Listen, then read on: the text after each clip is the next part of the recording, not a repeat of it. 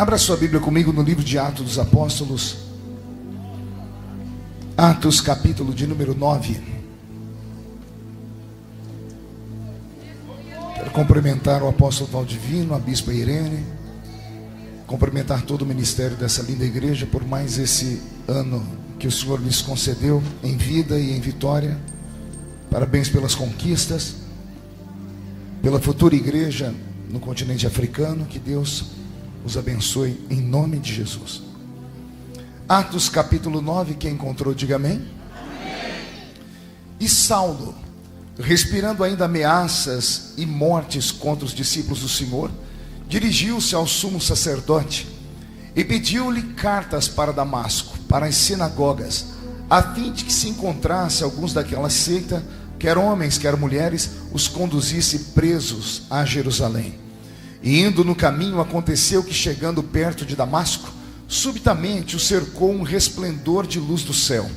E caindo em terra, ouviu uma voz que lhe dizia: Saulo, Saulo, por que me persegues? E ele disse: Quem é, Senhor? E disse o Senhor: Eu sou Jesus, a quem tu persegues. Duro é para ti recalcitrar contra os aguilhões. E ele, tremendo e atônito, disse: Senhor, que queres que eu faça? E disse-lhe o Senhor: Levanta-te, entra na cidade, e lá te será dito o que convém fazer. Amém, igreja? Feche a Bíblia, coloque no banco, na cadeira. E como nós já quebramos todos os protocolos possíveis, vamos quebrar mais um. Pegue na mão da pessoa que está do seu lado, da pessoa mais perfumada do seu lado. Eu tentei bonito, ninguém se manifestou. Pelo menos cheiroso deve ter alguém, né? Isso, aperte a mão dessa criatura com carinho até ela falar aleluia. Pentecostal que não faz barulho, está com defeito de fabricação, não? Vamos orar? Pai, mais uma vez nós entramos na sua presença. O vice-presidente do ministério já me apresentou em oração, e a minha oração não invalida dele, a minha oração soma-se a dele. Antes que eu comece a revelar os seus mistérios nesta noite, cerque esta igreja com a sua glória, e num raio de 5 quilômetros, onde houver um demônio alojado, eu dou a esses demônios segundos para sumirem daqui, porque se não sumirem, serão queimados pelo poder da sua glória, que aqui será derramada. Rasgue os céus sobre a cidade de Valinhos, manda anjos de fogo descerem aqui, que estes anjos desçam trazendo brasas de fogo nas mãos, comecem a esparramar estas brasas entre nós, e onde houver um crente cheio do Espírito Santo, pega ele nesta noite, Jesus, e mostra o caminho da verdadeira e poderosa adoração. Fala conosco, fica conosco, é o que eu te peço agora e sempre. E toda a igreja diz: amém. Os que podem, tomem o seu assento aplaudindo a Jesus, porque Ele é bom.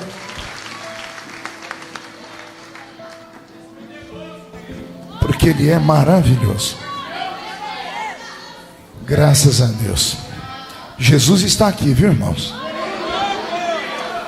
O irmão que me buscou ali no aeroporto, acho que ele notou o meu cansaço e teve até piedade de mim. Aí ele ligou o rádio. Eu estava ouvindo a programação aqui da igreja. A bispa tem uma voz bonita, né? Voz de locutora. Voz de locutora de FM, né? Só que o barulho que eu mais gostei, bispa, era no fundo, que eu escutava alguém dizendo aleluia, glórias a Deus. Se eu não me engano, eu ouvi alguém falando em línguas também. Tem algum pentecostal aqui nessa noite? Que maravilha. Eu li com vocês um texto muito conhecido de todas as pessoas que servem a Deus, principalmente os novos crentes, porque o novo crente tem a paixão de conhecer a Bíblia, e logo que ele se converte, ao pegar uma Bíblia na mão, recebe a instrução, e ele começa a ler o livro, ou melhor, começa a ler o Novo Testamento. E depois que ele passa pelos 4 evangelhos, lá está ele, dando de cara com o livro de Atos dos Apóstolos. E o livro de Atos dos Apóstolos é esse livro carregado de revelação profunda, onde o escritor, que é Lucas, o biógrafo do apóstolo São Paulo, vai narrar para nós com precisão de detalhes como foi que a igreja nasceu, igreja da qual nós fazemos parte. Uma igreja que nasce ali em Pentecoste, em Atos capítulo 2, começa a estender as suas tendas, e de repente Jesus começa a usar, quer seja pastor, diácono, até diácono faz milagre no Novo Testamento. Nós vamos ver Filipe entrando ali em Samaria e operando com sinais, prodígios e maravilhas, e a obra do Senhor vai crescendo. E de repente chegamos no capítulo 9 do livro de Atos dos Apóstolos, e temos aqui uma mini biografia da história daquele que eu chamo de 13º apóstolo. E este é o tema da pregação desta noite, o 13º apóstolo. Já que estamos com 13 anos de aniversário da igreja, eu sei que houve um tempo no Brasil que o número 13 era horrível, viu, pastor?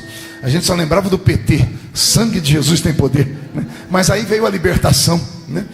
E para quem acha que o número 13 é número de azar, não conhece a Bíblia, porque Jesus caminhou na terra com 12, Jesus mais 12, 13. O diabo treme quando vê esse número 13, viu? E aí, com o passar do tempo, não é que Jesus resolveu levantar o 13º apóstolo. O nome dele, a princípio, era Saulo de Tarso. Na verdade, o nome original dele, na Bíblia escrita na Septuaginta, era Saul, Saul de Tarshite. E aí o nome dele é aportuguesado para Saulo. Mas em Israel não existe nome Saulo, é Saul, como foi aquele grande primeiro rei de Israel. Então Saul de Tarshite é o protagonista da história desta noite que eu quero contar para vocês. Fico aqui imaginando, não sei se já passou pela sua mente, o porquê Jesus levantar o apóstolo São Paulo. Porque a princípio ele chamou 12 homens, e a cada um desses homens ele deu um talento. E eu acho interessante falar que ele chamou homens e não anjos. Ele chamou homens e não super-homens. Ele chamou seres humanos carregados de defeitos, como todos nós somos. O número 12, além de ser um número profético, é também um número bem cabalístico. Estava estudando um pouco de psicologia uns anos atrás e descobri que o grande psicanalista austríaco Freud, ele conseguiu separar a raça humana em 12 tipos de pessoas. E em 12 tipos de pessoas ele mapeou as personalidades que há entre os seres humanos. Talvez seja por isso que Jesus tenha escolhido 12. Em cada um daqueles homens havia uma personalidade, havia uma identidade própria. Ou seja, quando você olha para a vida dos 12, estuda a vida dos 12 a fundo, você chega à mesma conclusão que eu cheguei. Pergunte qual? Não importa como você é, nem como nasceu, nem o seu temperamento. Não importa se você é fleumático, não importa se você é sanguíneo, não importa se você é colérico, não importa se você é depressivo, não importa se você é expansivo ou tímido. Cruzou o caminho do meigo nazareno e deu espaço, ele pega você e te usa nessa terra. Ou você acha mesmo que ele não sabia que lá no futuro Judas ia fazer o que fez? Ou você acha que ele não conhecia a personalidade de Pedro, o homem que falava mais do que o homem da cobra? Ou você acha que ele não conhecia um Mateus que era mais equilibrado, porque havia estudado na Universidade de Jerusalém e havia se formado em economia, por isso foi absorvido por Roma e se transformou num grande cobrador de impostos? Ou você acha que ele não conhecia João com o seu temperamento? E eu amo sempre falar sobre isso, porque as pessoas acham que a gente nasce daquele jeito e morre daquele jeito. Quem conhece o apóstolo São João, quantas vezes em escolas bíblicas eu ouvi os pastores falar: sejamos como João, não como Pedro, porque João era tranquilo. Olha como ele escreve: filhinhos, não pequeis, mas se pecardes, tendes um advogado para com o Pai, Jesus Cristo justo. É muito lindo ler João escrever isso. Só que o João que escreve isso tem 90 anos. Se você pegar a história do João quando ele era só um adolescente, você vai ver Jesus mandar ele pregar num lugar, e quando ele voltou, eu não sei o que aconteceu lá. Eu acho que não deram oferta para ele, porque evangelista só fica bravo quando não dão oferta para ele.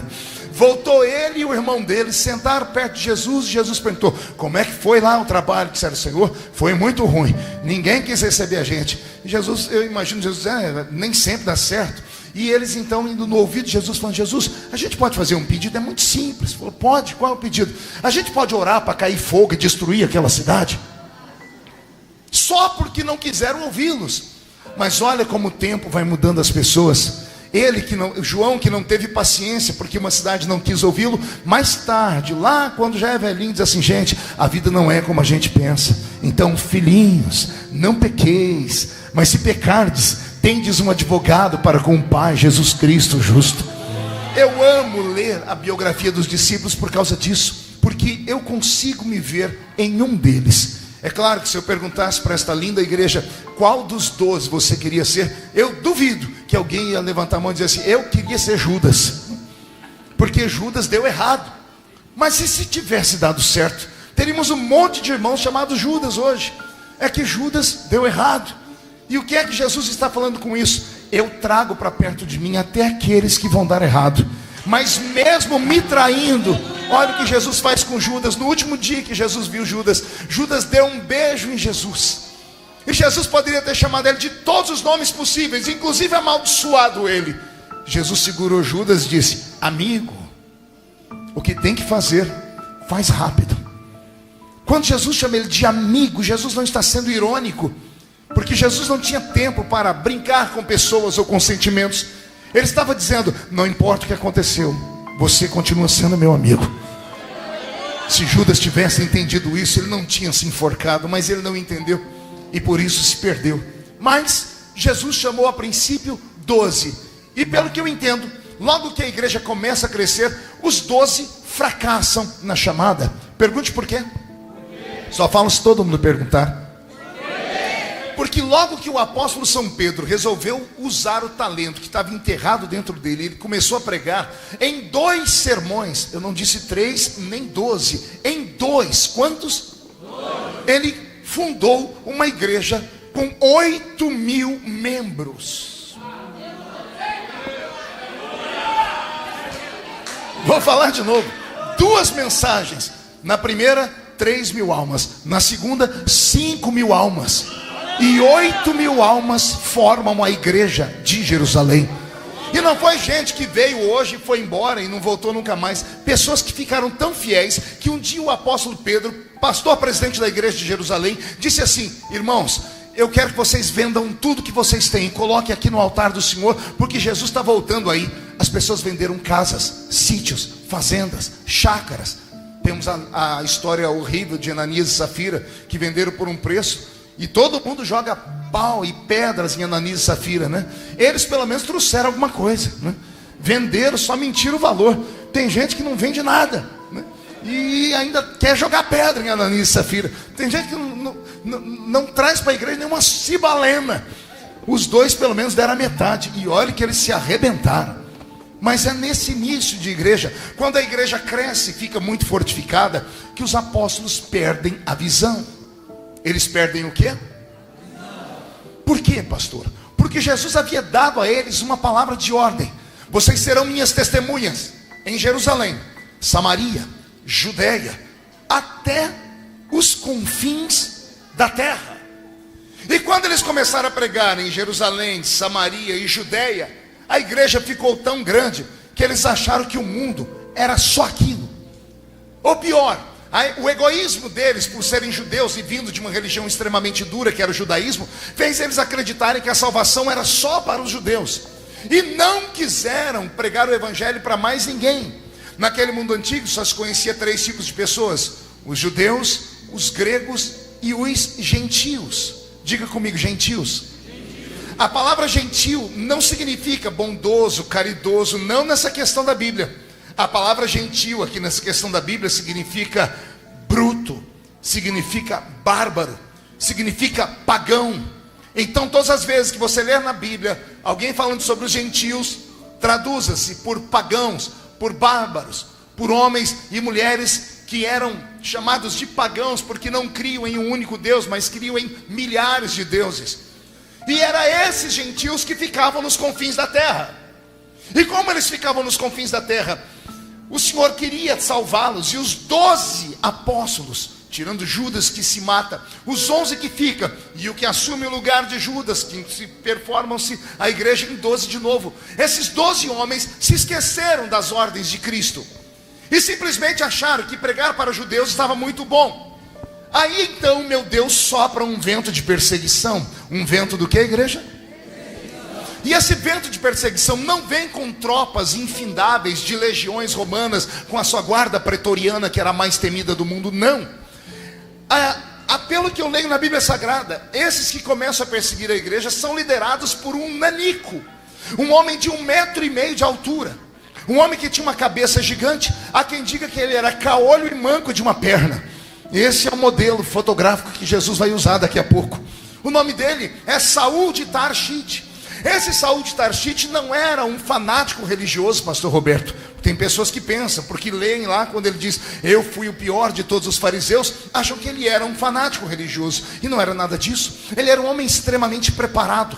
Saul de Tarshite, ou Saul de Tarso, nasceu de uma família judaica, de uma família aristocrática. Ou seja, ele tinha sangue azul nas suas veias. O que é ter sangue azul nas veias, pastor? É vir da nobreza. Ele não veio aqui da plebe, ele não veio aqui das favelas, das comunidades. Ele veio do alto dos arranha-céus do seu tempo. Quando a Bíblia Sagrada diz, e ele mesmo falando, que ele falava mais línguas do que todos os outros, as pessoas pensam que ele era tão espiritual que ele tinha o dom de variedade de línguas espirituais. Não é isso que ele está dizendo. Ele está dizendo: eu sou poliglota. Era um homem preparado. Quando ele diz que era doutor da lei, muitos crentes pensam que ele era um sacerdote. E ele não podia ser sacerdote, porque ele não era da tribo de Levi, ele era da menor tribo de Israel, que era a tribo de Benjamim. Então, quando a Bíblia diz que ele era doutor da lei, entenda isso ao pé da letra. Ele era doutor em leis. Ele era um advogado. Aprendeu aos pés do doutor Gamaliel, mestre da grande faculdade hebraica que havia em Jerusalém. Então esse moço que agora vai vir perseguir a igreja era extremamente abalizado, preparado intelectualmente, financeiramente e melhor, ele tinha uma dupla cidadania. Só tinha dupla cidadania quem fazia parte e frequentava as cortes.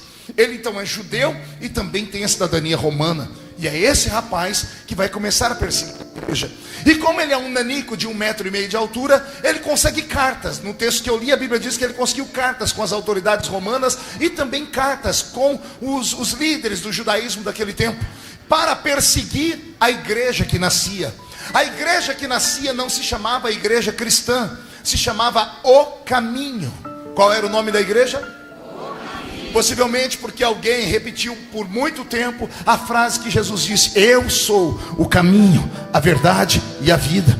Transformaram este nome, o caminho, em pejorativo, e não chamavam a gente de igreja, chamavam a gente de seita. Era uma seita que nascia. E como esse Saul de Tarshite, esse Saul de Tarso, era um religioso extremo, era um rapaz que foi um fariseu, era um rapaz criado nas leis, e ele tinha alguns problemas internos, acredito que por causa da aparência. E por causa da aparência ele acabou criando muitos problemas para si. Ele era calvo por natureza. E o sonho de todo nazireu era fazer o voto do nazireado. O sonho de todo fariseu era fazer o voto do nazireado. Ou seja, não passar a navalha no cabelo. Você já deve ter visto algum judeu ortodoxo que usa aquelas roupas pretas. Observe do lado da cabeça dele que ele tem uma trança. Essa trança era a marca do nazireado. Lá no livro de Levítico está escrito: se você não nasceu nazireu, faça o voto e se transforme em um nazireu. O que era um nazireu? Escolhido no ventre da mãe. Originais, verdadeiros, só temos 3 na Bíblia: Sansão, João Batista e Jesus Cristo, nosso Salvador. O restante dos nazireus que existem na Bíblia foram homens que fizeram o voto. E Saul de Tarshite, Saul de Tarso, por ser um grande fariseu, o sonho dele era fazer o voto no nazireado, mas nem cabelo ele tinha para deixar o cabelo crescer. Como ele era muito pequeno e tinha defeitos físicos, acabou não contraindo casamento. Por isso que Paulo não casa. Aí mais tarde ele quer ensinar a gente que casou. Ele diz: vós maridos, entendei vossas mulheres. É fácil falar, ele nunca teve uma. O dia que chegar no céu, eu vou ter uma conversa bem séria com ele. Vou falar para ele: como é que o senhor quer que eu entenda uma criatura que enxerga diferente da gente? Ó, já ouvi até um aleluia aqui. Mulher enxerga diferente de homem. Será que eu sou o único marido que estava para ir para o culto atrasado e estou escutando barulho, parece que tem um tsunami dentro do quarto. E barulho, coisa caindo, daqui a pouco um grito: não tem nada para vestir hoje, eu não tenho roupa. Aí você entra correndo dentro do quarto, você fala: meu Deus, roubaram tudo que tinha. Quando você abre a porta, você não consegue entrar no quarto.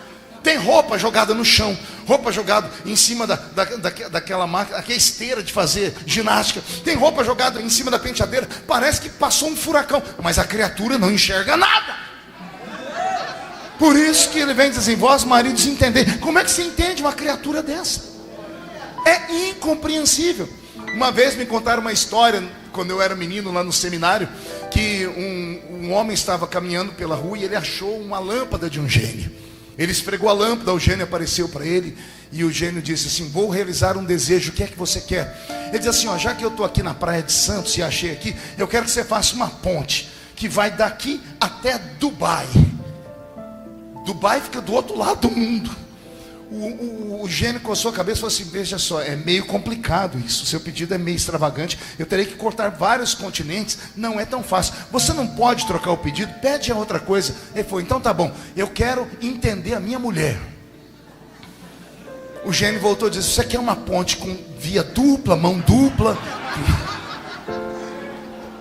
Você quer com semáforo? Como é que você quer? É mais fácil fazer a ponte do que entender a mulher. Mas voltando para a Bíblia, esse Saulo de Tarso tinha uma série de traumas. E o que ele fez com os traumas dele?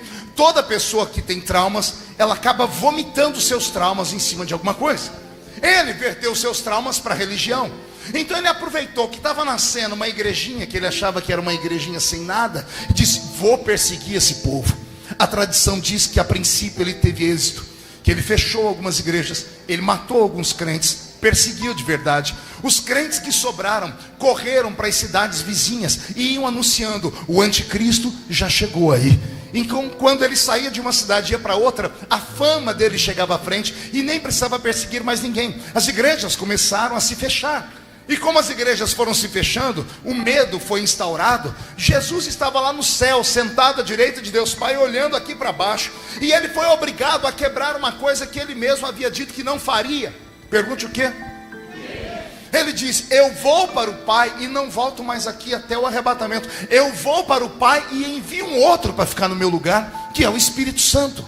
Quem conhece a teologia bíblica sabe que todas as vezes que uma personagem da Trindade apareceu à terra, somente ela ficou aqui. Velho Testamento, de Gênesis até Malaquias, quem cuidou da terra? Deus Pai. Deus Pai volta ao céu, vem Deus Filho. Inauguramos o Novo Testamento. Deus Filho vai ao céu, vem Deus o Espírito Santo. Cada um dos membros da Trindade tem uma ocupação aqui na terra. Aí Jesus está sentado à direita do Pai lá no céu. O Espírito Santo está aqui na terra. E Jesus só está olhando as igrejas fechando. Fecha uma igreja ali, fecha outra igreja ali, fecha outra igreja ali. E esse Saulo de Tarso, 1,5 metro de altura, andando com 4 ou 5 soldadinhos de chumbo, metendo medo em todo mundo. Um dia ele está no meio do caminho de Damasco e os soldados que estavam com ele estavam dizendo: você é o cara. Você sozinho está acabando com essa igreja. Você vai ver quando nós chegar lá em Jerusalém. Disseram que lá tem 8.000 crentes, porque eles vão fugir também. Quando ele estava achando que era alguém, Jesus lá no céu fala: pai, o senhor me dá licença? Por que, meu filho? É que é o seguinte, está vendo aquele nanico lá? Ele está destruindo a minha igreja. E não tem um macho para defender a minha igreja. Não tem um macho para parar na frente daqueles soldadinhos de chumbo e botar eles no lugar deles. A igreja, pai, não é só a igreja, é a minha noiva. Quem toca na minha noiva não é meu amigo. Pai, quem está na terra é o Espírito Santo, mas ele não é um espírito de guerra. Ele não é um espírito de morte. Então, pai, eu vou pedir licença. Já que não tem macho para defender a minha igreja, eu não vou mandar Miguel nem Gabriel, vou eu mesmo lá. E aí acontece o que está escrito em Atos capítulo 9. Paulo está andando no meio do caminho de Damasco e explode uma glória diante dele. Essa luz é tão forte que derrete os olhos dele. As escamas que criam nos olhos é porque a retina dele derreteu. A glória foi tão intensa que ele ficou cego. Interessante é que os soldados que estavam com ele deram no pé. E por que ele não correu? Pergunte para mim, por que não, pastor? Possivelmente porque ele era manco de uma perna, não tinha força para correr. Mas eu acho que foi uma coisa mais séria. Ele era crente. Era crente em Jeová, em Yahvé. Ele acreditava que o Messias viria, só não aceitava que o Messias viria como eles esperavam ali. E quando ele viu aquela glória explodir diante dele, ele se lembrou do Deus da Bíblia, do Deus do judaísmo, que é um Deus severo, mas também é um Deus misericordioso. E ele imaginou: se eu correr, é só correr, ele me mata, eu já estou cego. Então tem um jeito de aplacar a ira desse Deus: é cair de joelhos no chão. Quando ele cai de joelhos no chão, Jesus segura a sua glória. Ou você acha mesmo que Jesus foi ali só para cegar ele? Eu acho que Jesus foi ali para matar aquele rapaz, para liquidar com a vida dele, porque ele tocou no que é mais sagrado, que é a noiva. Mas quando esse rapaz caiu de joelhos e se arrependeu, Jesus contou até 10, olhou para ele e disse assim: você não vai morrer. O que eu vou fazer com você é pior do que a morte. A morte é muito pouco. Duro será para ti recalcitrar contra os meus aguilhões. Você vai se levantar agora e vai entrar, seguir o seu caminho, porque eu já preparei lá na frente alguém que vai te instruir. Ele sai tateando pelo caminho de Damasco e entra em uma casa de um homem chamado Simão, curtidor, e por 3 dias ele fica isolado em um quarto em jejum. Enquanto ele está jejuando aqui, o Deus que é dono da igreja, vou repetir, o dono da igreja olha na terra e vai procurar alguém para ir lá falar com Paulo. E aí vem as perguntas que não saem da minha cabeça. Por que Jesus não mandou o presidente da igreja de Jerusalém, Pedro?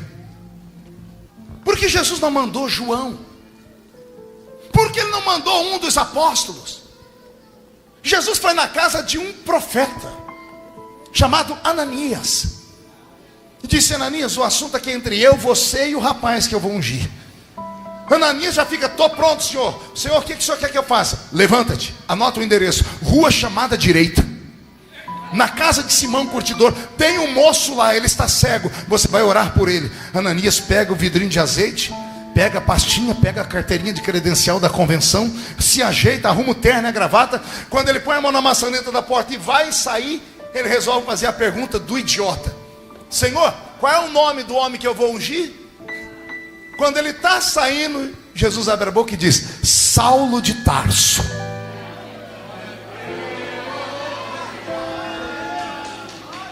Ananias deve ter olhado para fora, ver se ninguém escutou aquela heresia, fechou a porta, deu meia volta, colocou a credencial de cá, um vidro de azeite lá, e a pastinha falou: Senhor, vamos conversar.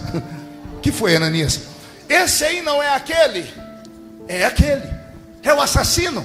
O assassino. O perseguidor? O perseguidor. O anticristo? O anticristo. Senhor, ele não presta. Aí Jesus olha para ele e diz assim: Ananias, eu podia deixar passar, mas não vou não, e quero que alguém escreva isso ainda. Esse moço pode não prestar para vocês, porque você, ser humano, só enxerga um palmo na frente do nariz. Mas como eu enxergo o futuro, para vocês ele não vale nada, mas para mim ele é um vaso escolhido. É um vaso escolhido. Escute agora. A igreja já estava formada, já havia convenção, já havia tudo. E Pedro era o presidente. Se Jesus vai falar com Pedro, ia dar um problema. Paulo nunca tinha sido consagrado na vida. Ia ter que ter alguém para dar testemunho por ele. Senhor, ele já passou pelo batismo. Senhor, como é que é a história dele? Ele já é batizado com o Espírito Santo. Senhor, ele tem ficha corrida na polícia. Não, ele tem que ficar sentado aqui pelo menos uns 10, 20 anos, para depois a gente reconhecer. Já havia crises na igreja, já havia a parte humana, a área burocrática. Então Jesus, sabendo que isso ia acontecer, evita. Então ele vai na casa de um profeta. E até o profeta já estava contaminado. O problema de você ficar filiado a uma coisa muito enrijecida, a uma religião cheia de religiosidade, é que você acaba pegando o ranço dela. O ranço que faz você vir para a igreja, ao invés de adorar Jesus, olhar as pessoas que estão do seu lado, para ver como é que é a roupa da pessoa, para ver como é que é o cabelo da pessoa, para ver como é que é a Bíblia da pessoa, para ver se ela está de tênis, se ela está de sapato, para ver se ela dá a paz do Senhor, a paz de Deus, a paz de Cristo, Shalom. A religiosidade nos destrói. E é por isso que às vezes Deus, ao invés de falar conosco, vai no meio da rua e pega alguém lá e traz para cá e transforma em uma grande obra. Alguém acredita nessas loucuras aí?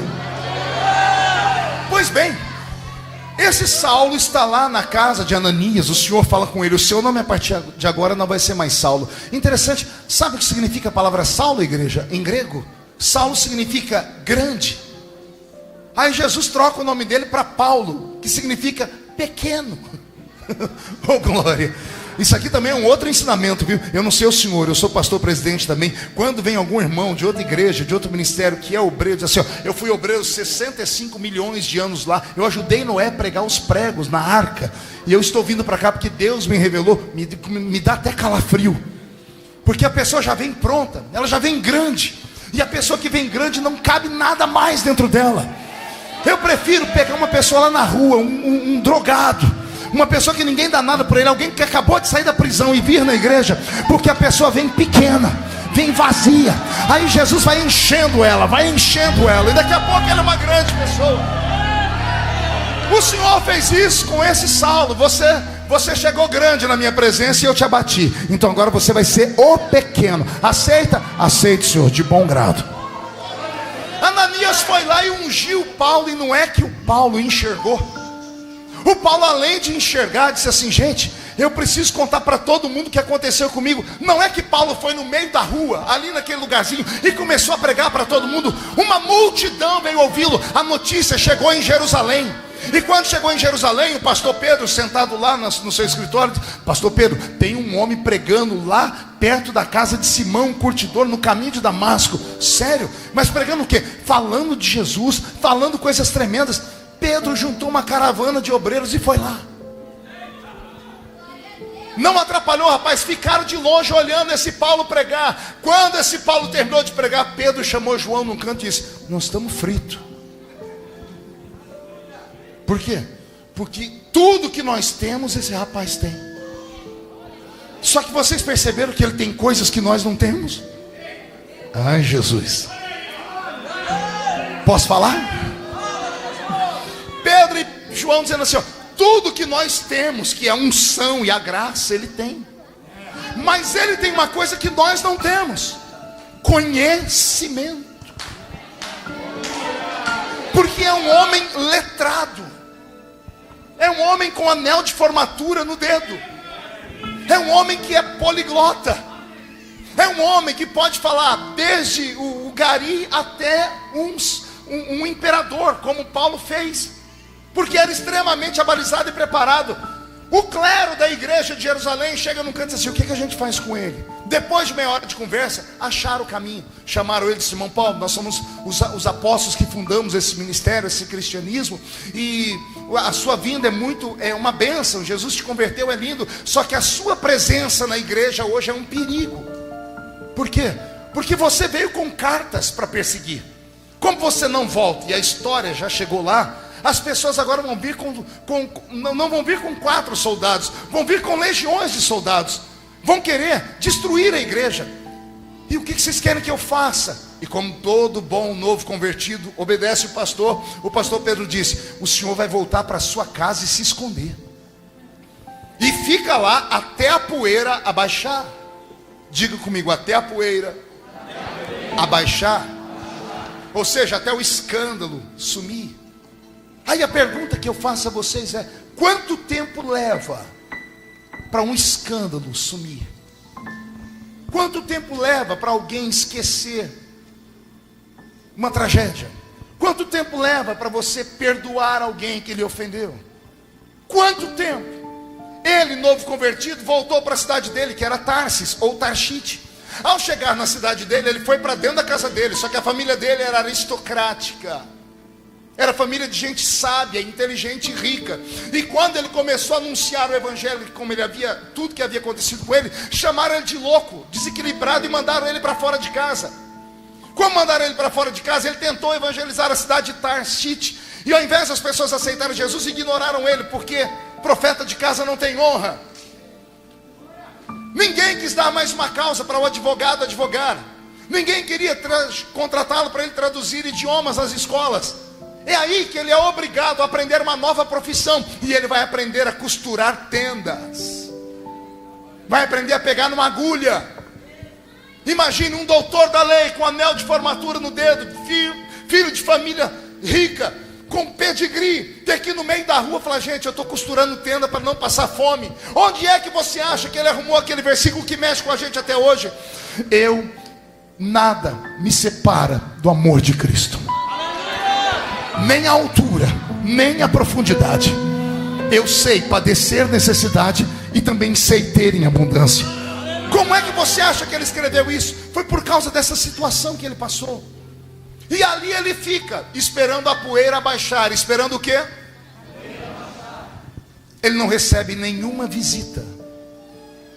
ninguém vai servir a ele a comunhão. E ele aguarda por 14 anos. Quantos anos? Pastor, de onde o senhor tirou isso? Carta aos Gálatas, capítulo 2. Você vai ver ele comentando. Há 14 anos atrás, fui abandonado pelo ministério. Fui jogado dentro de um canto, ignorado por tudo e por todos. Ele ficou lá dentro daquela cidadezinha, numa rua de comércio, costurando tendas, aguardando. 14 anos de silêncio, 14 anos sem amigos, 14 anos sem ser evangelizado, 14 anos sem ter alguém para instruí-lo. 14 anos se passaram. A igreja de Jerusalém está fazendo uma vigília, e no meio da vigília levanta um profeta. E olha o que o profeta diz: apartai para mim Barnabé e Paulo para a obra que eu os tenho chamado. Vou repetir. 14 anos depois, um profeta levanta e grita: separai para mim Barnabé e Paulo para a obra que eu os tenho chamado. Quando o profeta terminou de profetizar, foi uma alegria, porque Barnabé estava ali. Barnabé era membro da igreja de Jerusalém. Barnabé era empresário. Barnabé tinha uma empresa de madeira. O dízimo dele era alto, e ele tinha sonho de pastorear de verdade. A notícia chegou no ouvido de Pedro, e Pedro disse: mas nós não temos igreja para colocar esse rapaz. E alguém disse: é melhor arrumar, porque nós vamos perder um dizimista. E é um dizimista alto. E então colocaram em oração. Quando colocaram em oração, o Espírito do Senhor falou: apartai para mim Barnabé e... O problema estava aqui, não tinha nenhum Paulo em Jerusalém. Alguém disse: o profeta profetizou mentira, foi da carne. Não, mas Barnabé tem.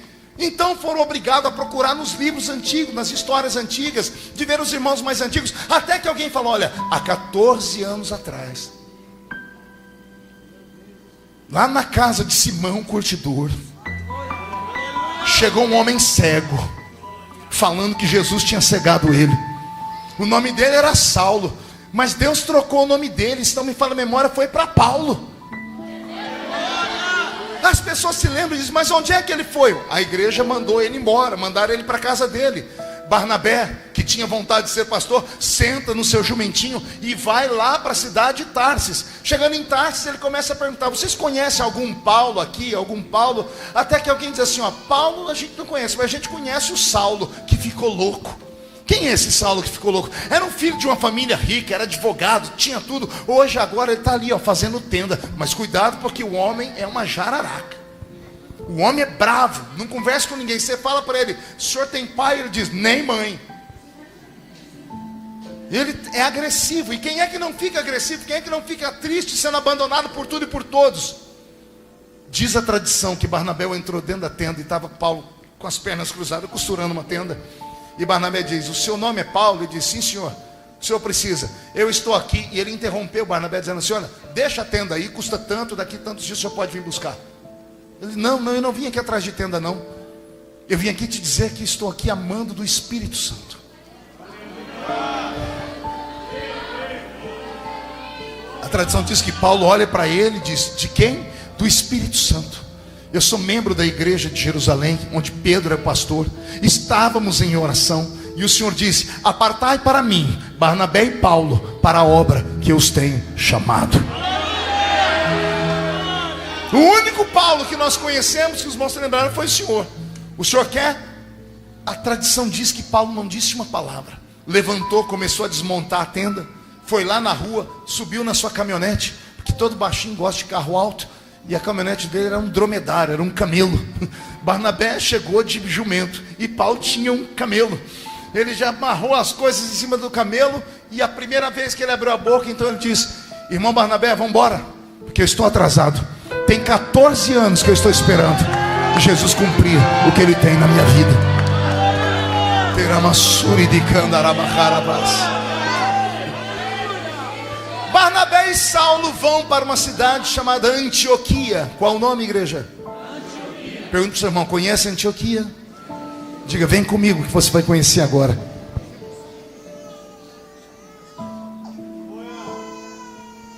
Chegando lá na cidade de Antioquia.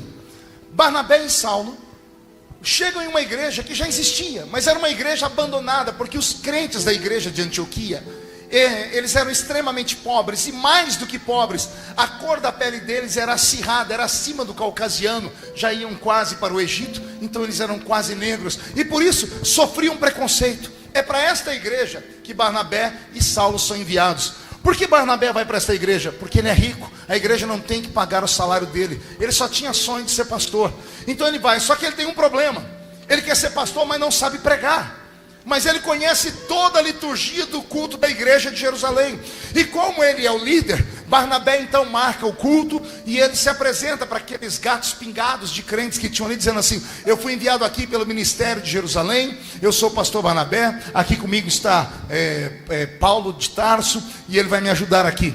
Vamos começar o culto. Ele sabia tudo sobre culto, os hinos que cantavam, como é que se fazia uma leitura inicial de algum texto do Velho Testamento, como se acontecia numa sinagoga. Mas na hora de pregar, ele olhava e dizia assim: irmão Paulo, o senhor prega? E Paulo diz: eu gosto desse negócio. E Paulo vai pregar. No primeiro culto, quando Paulo termina de pregar, a tradição diz que os crentes saíram voando da igreja dizendo: uau, nunca ouvimos alguém pregar desse jeito. E quando tem comida boa, quando tem capim verde, água tranquila, as ovelhas vêm. E se encontrar uma ovelhinha perdida, traz ela junto. Diz assim: se lá não tem capim, na minha igreja tem. Segundo culto, a igreja entupiu de gente, Paulo pregando com a palavra da sabedoria, e Barnabé anotando tudo aqui. Bom, os hinos está certo, ele está falando aí de Jesus, está certo. Mas quando Paulo começou a pregar algumas coisas, Barnabé falou: irmão Paulo, o senhor desculpa, mas eu não estou entendendo o que o senhor está pregando. Isso não tem em Jerusalém. Aí o irmão Paulo olhava para trás e dizia assim: não tem em Jerusalém, mas tem aqui em Antioquia. Isso se chama palavra do conhecimento. Eu recebi do Senhor. E Barnabé anota: Pedro nunca pregou sobre a palavra do conhecimento, mas Paulo pregava. Depois que as pessoas se apaixonam, a igreja enche de gente. E um dia Paulo está lá pregando, e ele fala: vamos invocar aqui o batismo com o Espírito Santo. E Jesus danou a batizar com o Espírito Santo na igreja. E Barnabé está anotando: batismo com o Espírito Santo tem em Jerusalém. Então nós voltamos para o culto normal. No outro dia, os crentes estão falando em línguas daqui e dali. Paulo levanta e diz: irmão, você que falou em línguas, fique em pé. A pessoa fica em pé: pois não, o senhor sabe o que o senhor acabou de falar? E ele diz: não, eu não sei, porque eu estou falando uma língua que eu nunca aprendi. E Paulo abre um sorriso assim: pois eu sei o que o senhor acabou de falar. Barnabé puxa a roupa de Paulo: irmão Paulo, desculpa, lá em Jerusalém tem até falar em línguas, mas o senhor vai interpretar as línguas, é isso? Sim, mas não tem em Jerusalém. Mas aqui em Antioquia tem.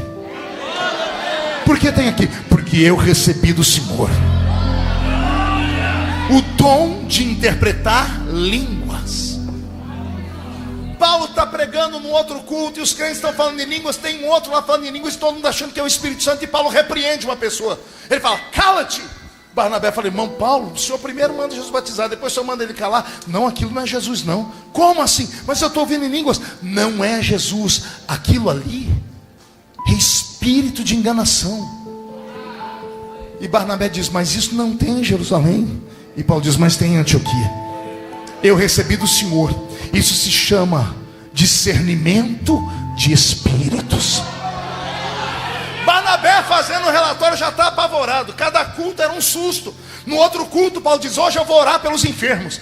E Paulo dando a orar pelos enfermos, e Jesus cura um monte de gente. Barnabé diz: bom, voltamos para o normal, porque Paulo está orando com imposição de mão. Até aí está bem, porque lá em Jerusalém tem isso. Jesus disse: porão a mão sobre os enfermos e os curarão. Só que os que foram curados foram embora, e no outro culto trouxeram todos os doentes da cidade. Quando Paulo e Barnabé viram a igreja cheia de doentes, Paulo disse: eu vou orar pelos enfermos, só que eu não vou dar conta, porque é muita gente, só tem eu e você. Barnabé: não, esse ministério é seu, eu só fico anotando, eu só sou escriba. E Paulo diz: então eu não dou conta. Então olha o que Paulo faz, não se escandalize.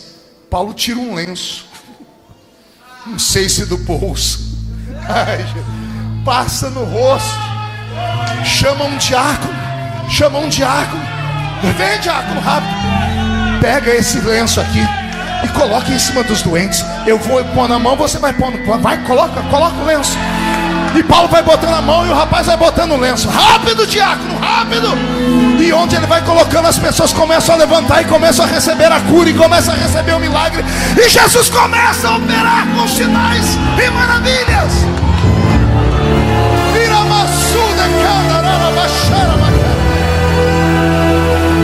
Amém, meu diácono. Obrigado, querido, obrigado. Eu estou com o meu corpo todo arrepiado. Barnabé vem de Jerusalém, e em Jerusalém não usa lenço, em Jerusalém não usa água, em Jerusalém não usa rosa, em Jerusalém não usa pano, não pede para trazer camisa, não pede para trazer nada. Barnabé diz: irmão Paulo, isso não tem em Jerusalém. E Paulo diz: mas aqui em Antioquia tem. E isso tem nome. O que? Eu recebi do Senhor. O nome é dons de curar os enfermos. Eu vou repetir para que ninguém aqui diga que não ouviu. Na galeria dos dons espirituais, na carta de Paulo aos Coríntios, capítulo 11 e 12, não fala de dom de curar. É a única parte onde aparece dons no plural. Dons de curar os enfermos. Se são dons, não se cura o enfermo de um jeito só. Não se cura o enfermo só colocando a mão, como está lá no capítulo 16 de Marcos. Os dons de curar são inúmeros. Eu preguei uma vez num país da África e me levaram para ver um pregador de cura. Eu era apaixonado por isso. Cheguei no pregador de cura, tá ele chamando os enfermos para frente. Ele colocava a mão, não acontecia nada. Aí ele encostava o pé.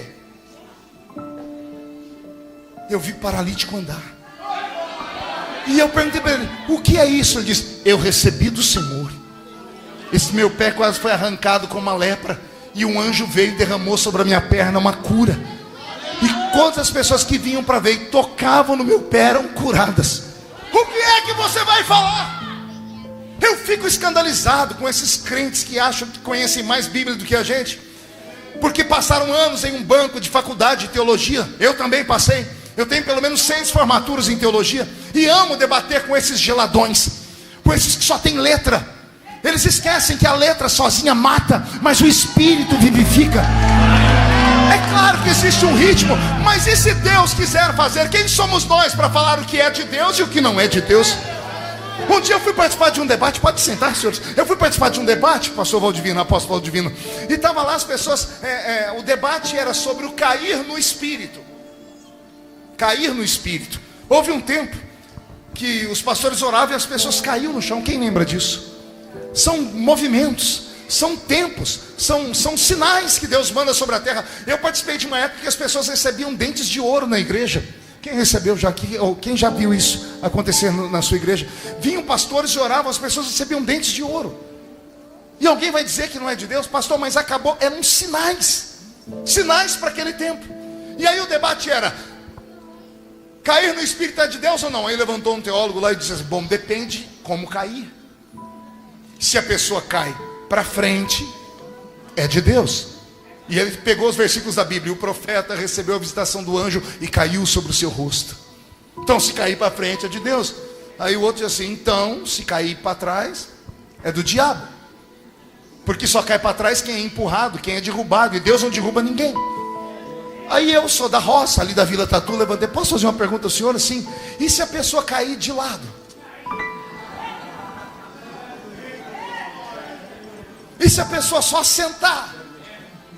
E se a pessoa plantar bananeira? Eu tenho um vídeo pregando nos Estados Unidos. Um rapaz passou o culto inteiro de bananeira. Tiveram que botar um pano em cima das pernas dele. Vai falar o quê? Quem é o homem para dizer eu sei tudo sobre Deus? É por isso que os sinais sumiram da nossa igreja. É por isso que a igreja da qual eu faço parte, a Assembleia de Deus, que é uma igreja que nasceu debaixo de Pentecostes, sinais e maravilhas, não acontece mais sinais. Não acontece porque os que vieram depois de Daniel Berg e Gunnar Wingre quiseram criar uma teologia. Eles não leram os livros de Daniel Berg e Gunnar Wingre. Quiseram que eles lessem um livro Diário de um Pioneiro, de Daniel Berg. Daniel Berg diz assim: eu estava num culto em Belém e o Senhor me mostrou um homem na igreja, e o Senhor disse: aponte a mão para ele. Ele diz: e quando eu estendi a mão, o homem flutuou no ar. Alguém entendeu o que eu falei, irmão? O homem não ficou em pé. Ele diz: o homem flutuou no ar.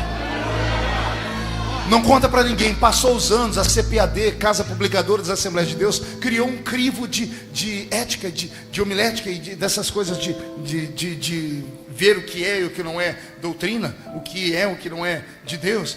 Aí eles mudaram a letra, trocaram. No livro novo não aparece mais flutuou, aparece assim: e eu estendi a mão para o homem, e o homem foi erguido bem alto do chão.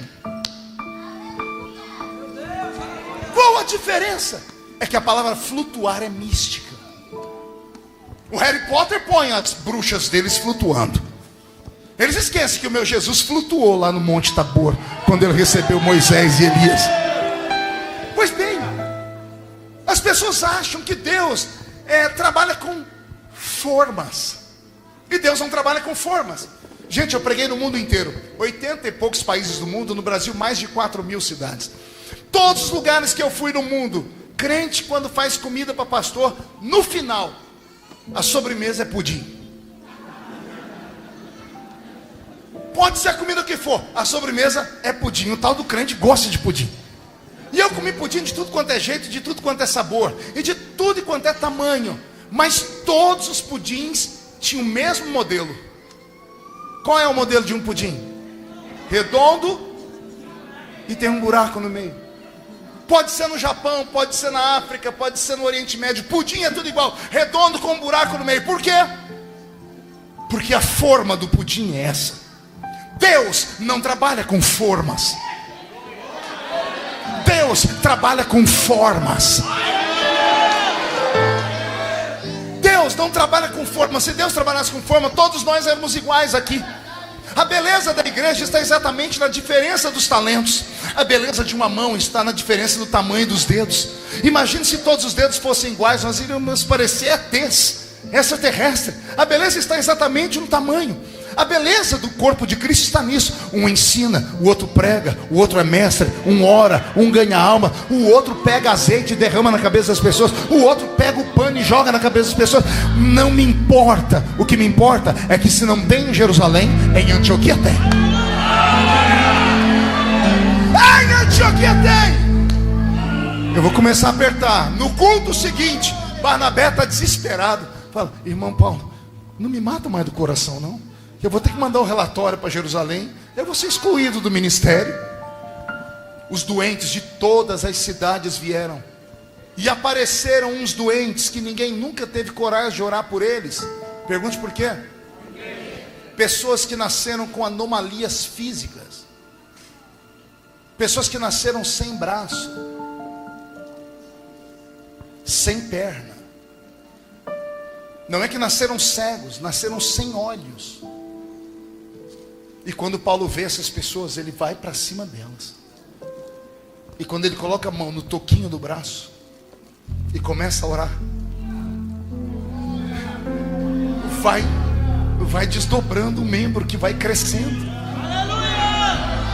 E as pessoas enxergam um braço crescer, uma perna nascer onde não nascia.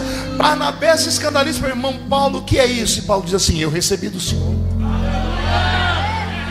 Isso é um dom e tem nome, não é curar enfermos. Esse é o dom de operação de maravilhas. Vou repetir: operação de maravilhas.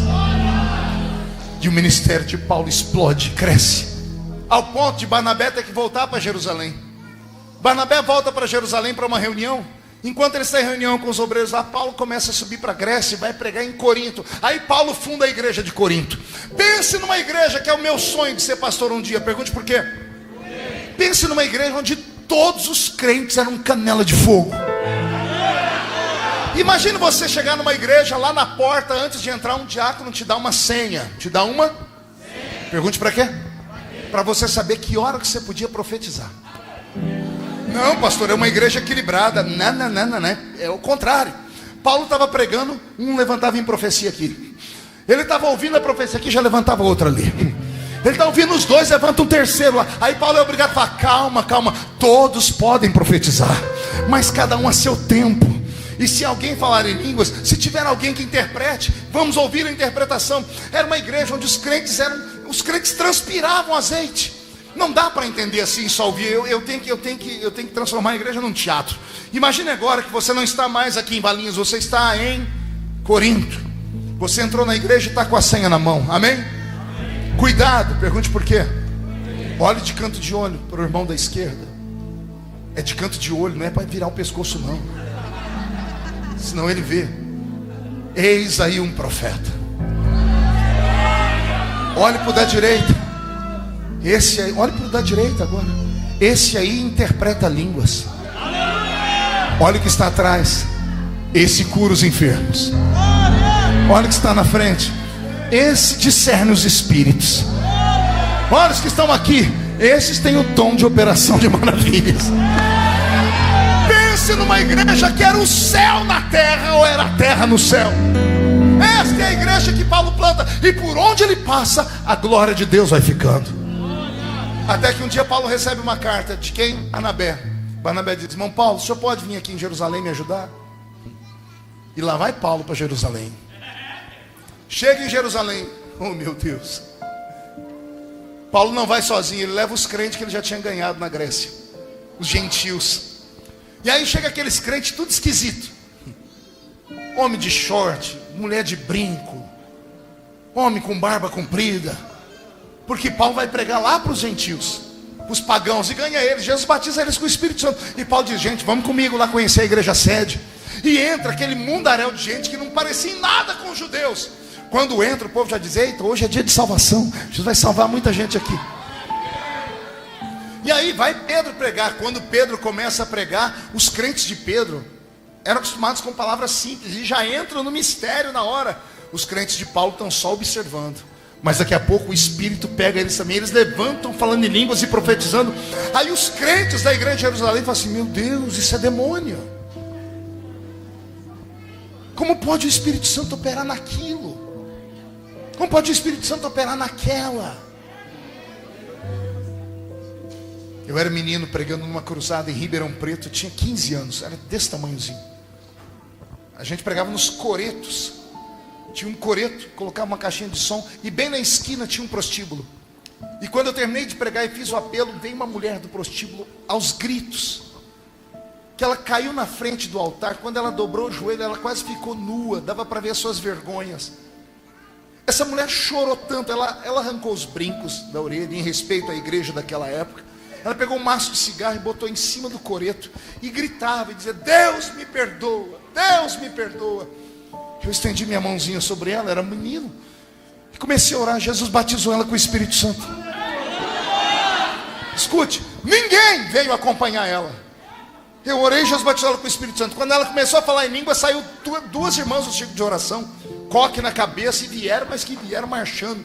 Botaram a mão na cabeça da mulher e falaram: sai, Satanás. E eu aqui no púlpito falei: o que vocês estão fazendo? Estamos expulsando um demônio. Você é muito novo, não sabe disso. Eu falei: novo? Por que vocês estão expulsando o demônio? Porque ela está falando essa língua aqui. Eu falei: isso não é de Deus não. Uma delas falou assim: você acha que Jesus vai descer sobre um lixo desse? Alguém usando uma roupa dessa? Eu chorei tanto aquela noite, porque foi assim que nós somos ensinados. Fomos ensinados a olhar para a aparência das pessoas. Fomos ensinados a achar que a salvação pode ser comprada, que se a gente fizer uma série de coisas, nós vamos para o céu, e se não fizermos, vamos para o inferno. Tipo assim, se você usar essa roupa, se você não fizer isso, mas aquilo, resultado, salvação. Essas pessoas nunca leram a Bíblia, porque a Bíblia diz: a salvação não vem de vós, não é por obras, para que vocês não se gloriem dela.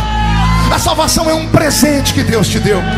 Ela vem através da graça. E o que é a graça? Um favor imerecido. Ninguém merece ser salvo. Se a salvação fosse por merecimento, nenhum de nós iríamos para o céu. A salvação não é pelo que você fez ou deixou de fazer. A salvação foi por aquilo que Ele fez na cruz do Calvário. Ele morreu para que você tivesse vida. Ele ficou em silêncio para que você pudesse gritar bastante aqui esta noite. É por isso que somos salvos. Quando termina aquele culto esquisito, alguém se apresenta e diz assim: nós somos crentes da igreja do pastor Paulo. Pastor Paulo? Ele foi convidado para estar aqui pelo pastor Barnabé. O Barnabé a gente conhece. Barnabé se apresentou lá e disse assim: pastor Pedro está esperando Paulo lá dentro do gabinete. Ah, Jesus, quer entrar comigo nesse gabinete? Você vai se escandalizar. Está lá sentado pastor Pedro, entra Barnabé e Paulo. E Pedro, quando olha para Paulo, a primeira coisa que ele pergunta é: quem te consagrou a apóstolo? Quem te consagrou? É a pergunta que até hoje fazem as grandes igrejas, que olham para igrejas pequenas como a sua e a minha e tripudiam em cima de nós. Nos chamam de lixo, curva de rio, movimento, igrejola, porque para eles só presta a deles, como se tudo nascesse grande. A deles um dia foi igual a nossa. Mas essas pessoas não têm respeito. Aí olham para essas pessoas e começam a perguntar: quem te consagrou apóstolo, Valdivino? Meu Deus do céu, quando Jesus começou a me usar, eu era um garoto e vindo de uma região difícil, e eu comecei a pregar, e Jesus começou a curar. E aí quando o pastor perguntava: qual é o seu cargo? Eu dizia: eu sou diácono. Ele dizia: você é diácono lá, aqui você é pastor. Aí o pastor: está aqui o pastor Marco Feliciano pregando. E eu dizia: eu recebo em nome de Jesus. Aí como as coisas funcionavam aqui, me convidavam ali, aí ninguém me perguntava mais, que anunciou o pastor, colocava no cartaz: pastor Marco Feliciano. E eu chegava lá: o pastor, está aqui o pastor Marco Feliciano. Eu recebo em nome de Jesus. Até que eu preguei no mundo inteiro. E um dia eu estou aqui no estado de Santa Catarina, eu entrei num carro com um pastor, e o pastor disse assim: filho, você é de qual convenção? Eu nem sabia que tinha duas. Eu falei: eu sou de Ribeirão Preto. Mas qual convenção? Eu falei: eu sei não. Ele falou: cadê a sua credencial de pastor? Oh meu Deus, tiro eu a credencial de diácono. O pastor quase bateu o carro, ele parou o carro: você é diácono? Eu disse: pela misericórdia do Senhor. E você vem mentindo no nosso estado, falando que você é pastor. Eu disse: eu nunca falei que eu sou pastor. As pessoas que falam que eu sou. Você mentiu? Eu disse: não, eu omiti. Omitir é diferente de mentir. Ninguém me perguntou, eu não falei. O senhor está me perguntando, eu estou falando. Esse pastor ligou na hora para o pastor Zé Wellington Bezerra da Costa, aqui da Assembleia de Deus do Belenzinho. E o pastor Zé Wellington falou assim: não tem pastor com esse nome não. Eu já tinha pregado 2 anos em Camboriú, Santa Catarina. Já tinha pregado em 22 países. E eles nunca reconheceram meu ministério pastoral. E a pergunta que falaram para mim é: quem te consagrou? Deixa eu te dizer uma coisa: homem e igreja não consagra ninguém a nada. O máximo que fazem é reconhecer a consagração verdadeira. Porque o verdadeiro óleo não é o que derrama na nossa cabeça aqui, é um invisível que vem lá do céu. Aquele que ganha o ministério aqui na horizontal tem que fazer das tripas coração malabarismo para se manter e aguentar ainda as ameaças. Ó, se você não fizer, eu tomo o seu ministério. Se você não fizer, eu tiro você. Se você não fizer, a pessoa é obrigada a fazer o que for preciso para não perder, porque quem deu foi o homem. O que o homem dá, o homem tira. Agora tá para nascer um macho que tire aquilo que Deus dá. Dá para nascer um demônio no inferno. Dá para nascer um anjo no céu, capaz de tirar aquilo que Deus dá. Se você recebeu da horizontal, eu vou orar por você. Mas se você recebeu da vertical, deixa Ele te usar nessa terra.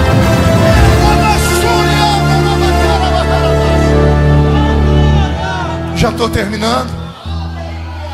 O 13º apóstolo está agora diante de Pedro. Encontro de titãs.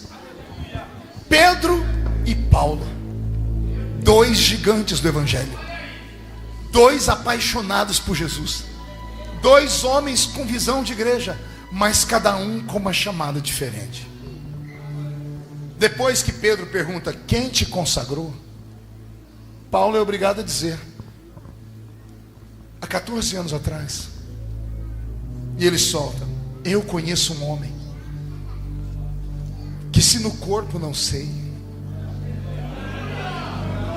se fora do corpo também não sei, foi ao 3º céu.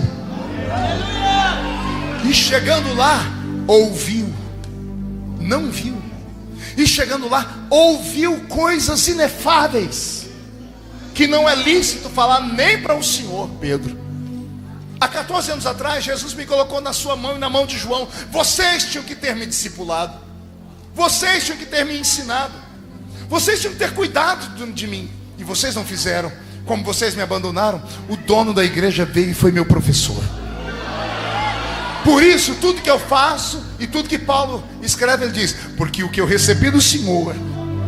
Ele faz questão de dizer isso só para dizer: não foi Pedro, não foi João, não foi Tiago, eu recebi do Senhor Jesus, e tudo que Ele me deu, eu ensino para vocês.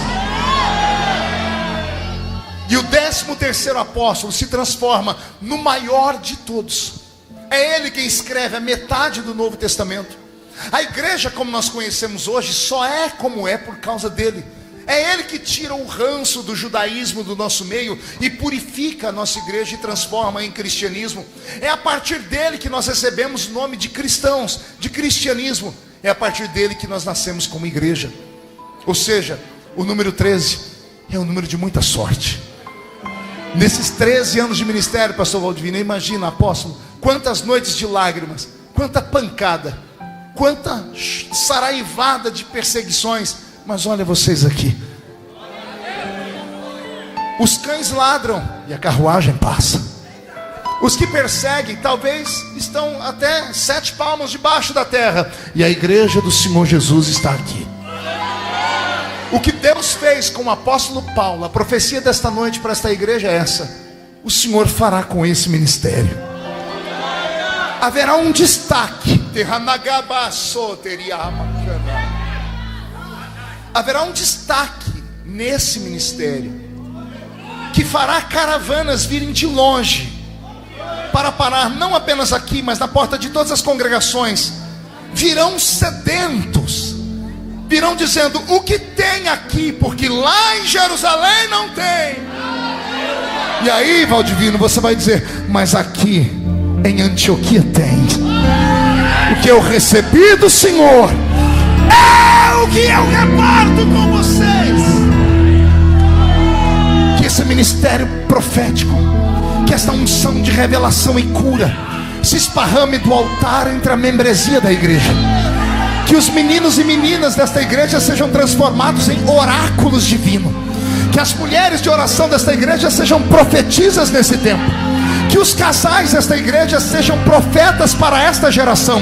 Eu profetizo que quando aqueles que estão aqui dentro e absorverem esta profecia saírem por aquela porta, não ficará na sua frente nenhum demônio. Zé Pilintra, Zé Pilantra, Chucaveira, Tranca-Rua, Preto Velho vão sair da frente. E os que não saírem da frente, ficarem na sua frente, serão atropelados. Deus os transformará em tapete, porque um tempo de avivamento desce sobre esta igreja. E quem crê nisso recebe, recebe, recebe, recebe, recebe, recebe agora.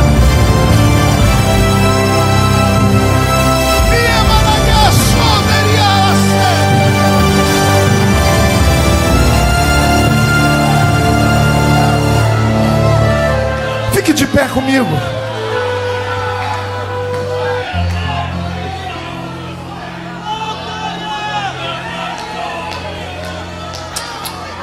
As crianças mais fortes geralmente não são aquelas que nascem de parto normal, nem as que nascem de cesariana. Geralmente as crianças mais fortes são aquelas que nascem de fórceps. Sabe o que é isso? Um método antigo. Quando o bebê não nascia, as crianças eram arrancadas de dentro do ventre da mãe. Elas vinham respirando, buscando oxigênio, que eram prontas para morrer. As que sobreviviam viravam gigantes. Existem ministérios, Valdivino, como o seu e o meu, que não nasceram de parto normal. Não temos padrinhos, não temos madrinhas. Nasceram de fórceps. E foi preciso muita força, muita luta, muita renúncia. Foi preciso engolir sapo, caranguejo. Foi preciso engolir escorpião. Foi preciso usar a marcha ré do carro mais do que usar as marchas para ir para frente, para sobreviver aos trancos e os barrancos. Porque homens não nos enxergam como homens, nos enxergam como problema. As pessoas olham para nós, nos enxergam como se fôssemos concorrentes, e não há concorrência no reino. O que Deus deu para você, ninguém toma. O que Deus deu para mim, ninguém toma. O que Deus te deu, ninguém toma. Não tenha medo. A porta que Deus abre para você passar só é bênção para você. Qualquer outra pessoa que tentar passar pela porta morre. Deus abriu o mar vermelho para Israel passar. Israel passou, deu tudo certo. Lá vem os soldados de Faraó querer atravessar, o mar se fecha e mata eles todos. A bênção e a chamada e o ministério tem o seu tamanho, tem o seu número. Por isso vai aqui um conselho: não tenha inveja de ninguém. Não queira tomar aquilo que o outro tem. Não tente armar arapucas para destruir o outro. Não tente, porque com a medida com que você mede aqui, vão te medir depois. O que o homem planta, o homem vai colher. Se plantar misericórdia, vai colher misericórdia. Se plantar injustiça, vai colher injustiça. Não tenha medo, porque o que Deus te deu é seu e ponto final. Agora, se Deus te deu, também não adianta vir para a igreja e ficar me olhando com essa cara feia. Achou que eu tinha esquecido, né? Ficar me olhando com essa cara feia, parecendo que foi batizado num pote de vinagre. Passar o culto inteiro olhando para o pregador com esse olho seco, parecendo olho de sapo que morreu no dia de enchente. Vir para uma igreja pentecostal e ficar com essa boca travada, essa boca de aço, essa língua de ferro, esse queixo de concreto. Se Deus te deu, luta por aquilo que Deus te deu. Se você tem uma vocação, não deixa ninguém se intrometer na sua chamada. E se alguém falar para você, não vai, aí você vai levantar e dizer, eu vou. Vai andando. Quando não der para ir andando, vai agachado. Quando não der para ir agachado, vai se arrastando. Quando não der para ir se arrastando, vai rolando. E quando não ter força para rolar, rola de um jeito que você fica de barriga para baixo e costa para cima. Porque aí Jesus vai fazer uma cirurgia nas suas costas, par de asas. Aí você não vai mais correr nem andar, aí você vai voar. E você vai voar tão alto que todas as pessoas que te julgaram para te enxergar depois dessa noite vão ter que comprar um par de binóculos, porque você vai estar voando acima das nuvens. Alguém acredita nessas loucuras aqui? Então reage, pelo amor de Deus.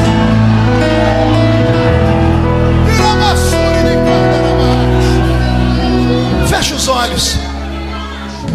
Eu quero fazer uma oração especial aqui. Eu quero aqui na minha frente só homens e mulheres que sentem uma chamada muito forte. O que você precisa essa noite é só um toque novo. Você só precisa de algo novo nessa noite. Vem marchando, vem andando, vem chorando.